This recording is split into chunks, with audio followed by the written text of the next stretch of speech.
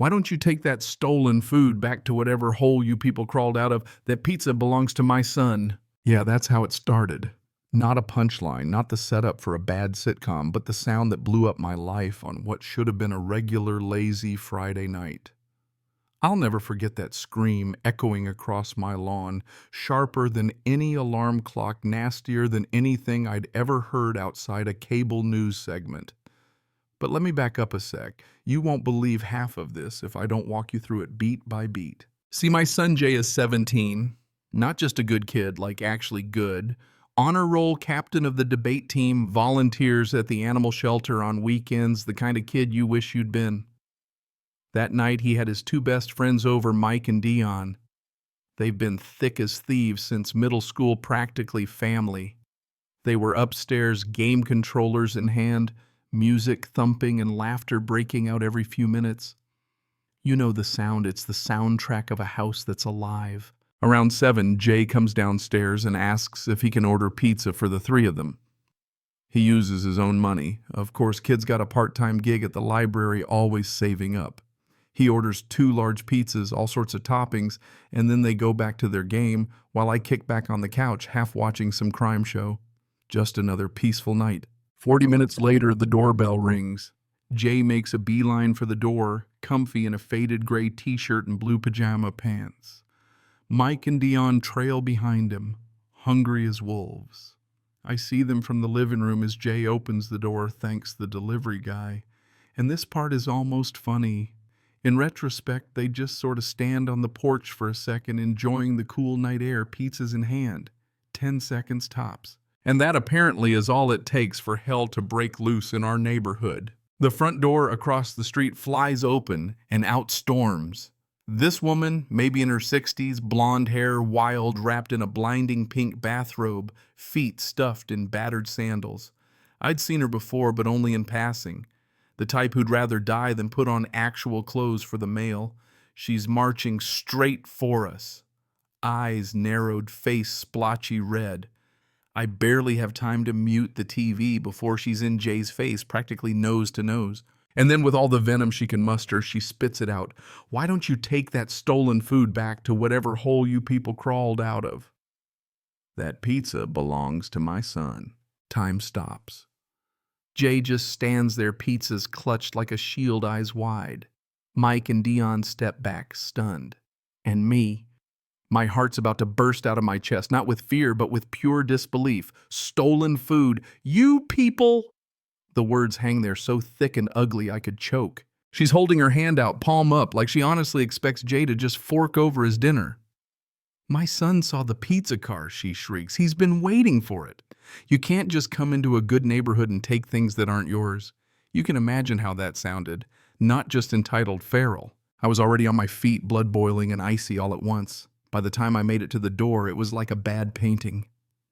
3 black teenagers' pizza boxes trembling in their arms, and this screaming woman demanding tribute like some deranged medieval tax collector.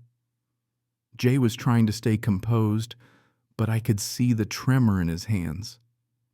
That's the look kids get the first time they realize the world's ugliness isn't just on TV, it's on their own porch. She's not done.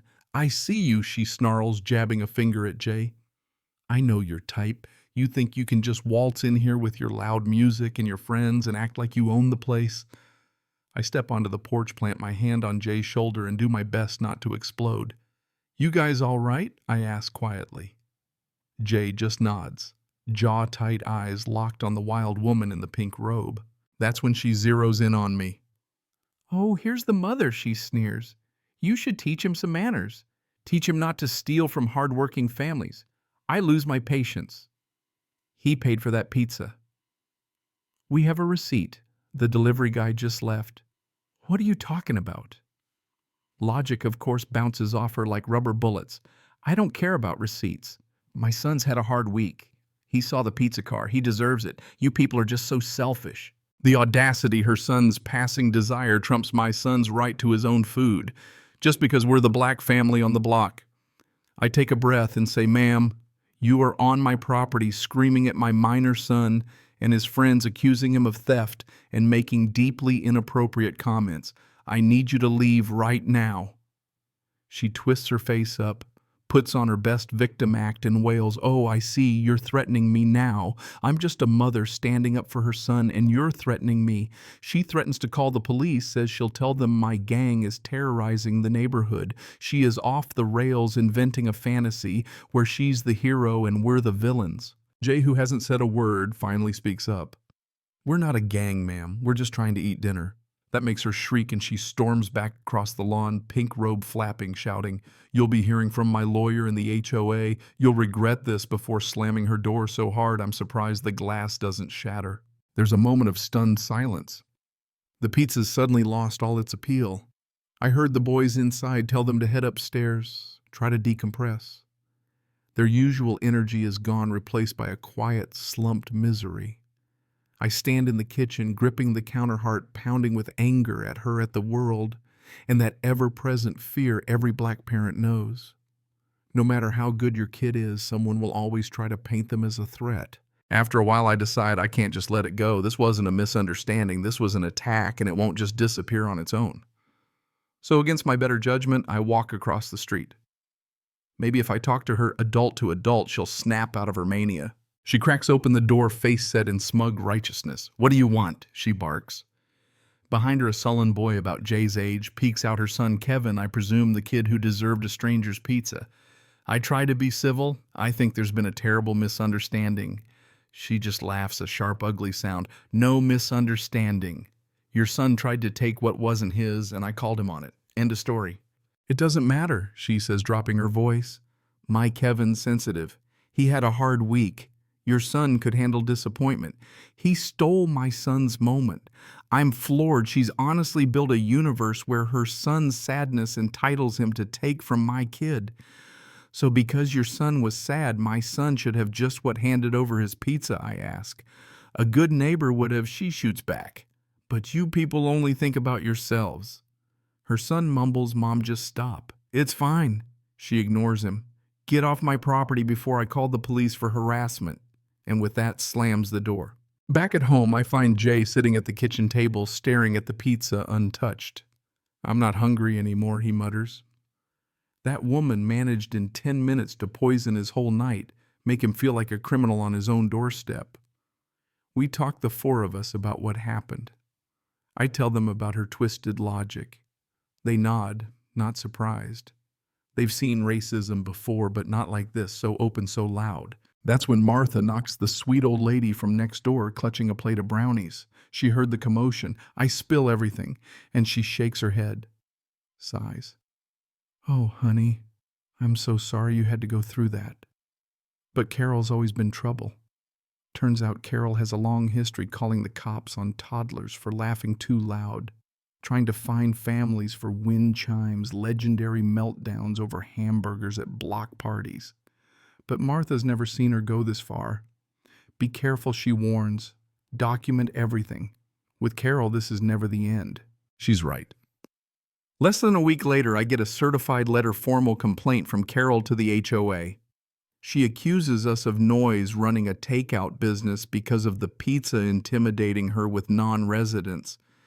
It would be hilarious if it wasn't so serious. She's rewriting history, painting herself as the victim, us as the gang. I draft a response, lay out the facts, quote her racist words, but I know it's our word against hers. We're the new family, the only black family, and the HOA board knows her, not us. I call Martha. She's furious, offers to be our witness.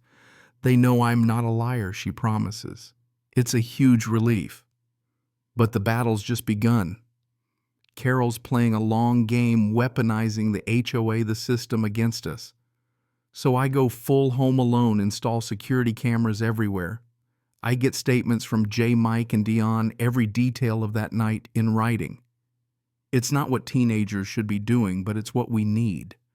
We're not just defending pizza. We're defending our right to exist here. A week later, blue and red lights flash through my window. Police.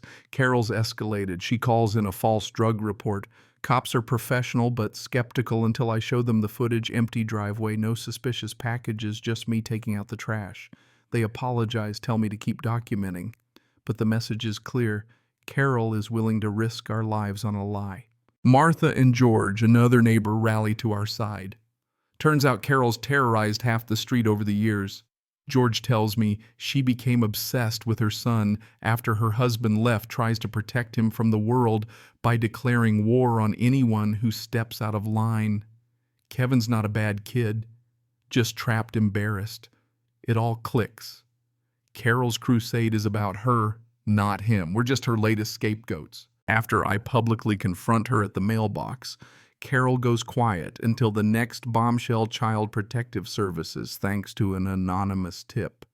CPS pokes through my house interviews. Jay grills me about frequent visitors in unsafe conditions. But I've got the paperwork, police reports, witness statements. They see through it, but the process is humiliating, exhausting, and it hangs over us for weeks.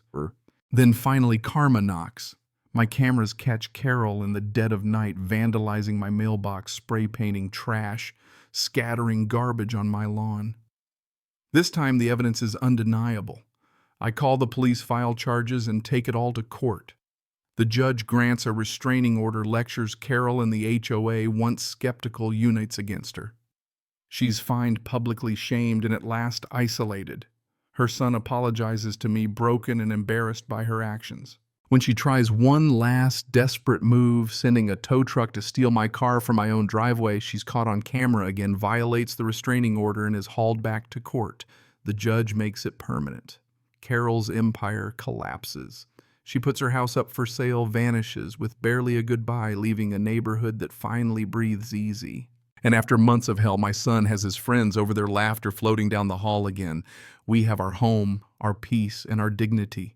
The pink robe is gone, the screaming's gone, but the lesson sticks. You arm yourself with truth, you stand your ground, and you never let hate win. So let me ask you, what would you have done? Would you have given up, moved out, or stood your ground?